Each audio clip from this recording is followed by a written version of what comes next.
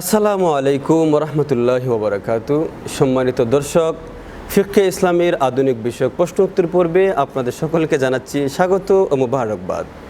এবার আমাদের আধুনিক প্রশ্ন উত্তর পর্বে কুরবানি সংক্রান্ত প্রশ্ন করেছেন সাজিদুর রহমান বাহুবল।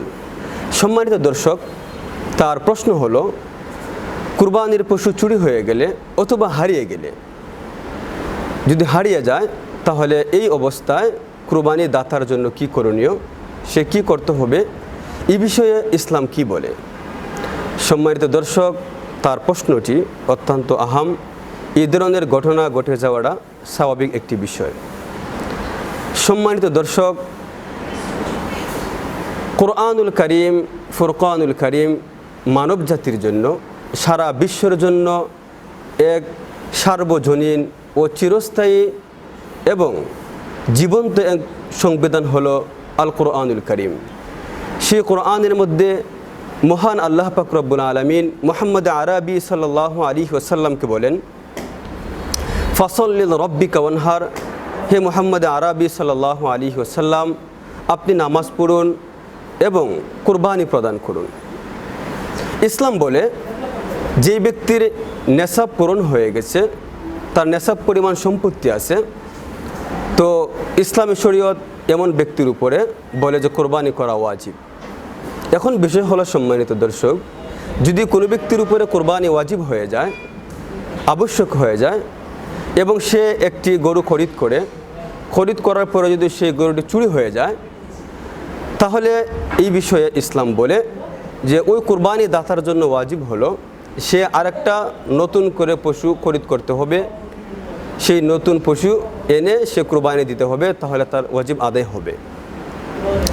এখন যদি এমন হয় বিষয়টা যে সে নতুন পশু খরিদ করার পরে হারানো অথবা চুরিকৃত যে পশুটা ছিল সেটা আবার পাওয়া গেছে, এখন তার বাড়িতে দুইটা পশু জমা হলো, ইসলাম এ বিষয়ে বলে যে সে ইচ্ছা করলে উভয়টি কুরবানি করতে পারে এবং সেটা উত্তম, অথবা যে কোনো একটি করারও তার সুযোগ রয়েছে।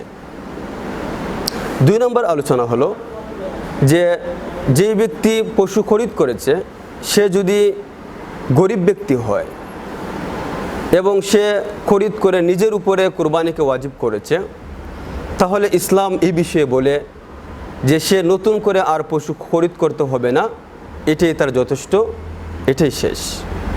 এখন যদি সে আগ্রহ করে আবার নতুন করে একটু পশু সে খরিদ করে, তাহলে এই বিষয়ে ইসলামী শরীয়ত বলে যে সে নতুন করে, যদি যে ব্যক্তিরা গরিব সে নতুন করে পশু খরিদ করার কারণে সে এটা খরিদ করে আনলো, এবং এই অবস্থায় সে প্রথম যে পশুটা ছিল সেই পশুটাও সে পেয়ে গেছে, এখন তার বাড়িতেও 2টি পশু জমা হলো। সম্মানিত দর্শক, এই বিষয়ে ইসলামী শরীয়ত বলে যে এই ব্যক্তির জন্য এখন উভয়টি পশু জবাই করতে হবে, এবং এই উভয়টি পশু জবাই করা তার জন্য ওয়াজিব, কারণ সে উভয়টিকে খরিদ করে নিজের উপরে আবশ্যক করে নিয়েছে, ওয়াজিব করে নিয়েছে। সম্মানিত দর্শক, আপনারা এই মাসআলাটি পাবেন সুনানে বাইহাকি শরীফ, ইলাবুস সুনান, বাদায়ুস সানায়ে কাজী খান। সম্মানিত দর্শক, আশা করছি আপনারা এই মাসালাটি বুঝতে পারছেন। আসসালামু আলাইকুম ওয়া রাহমাতুল্লাহি ওয়া বারাকাতুহু।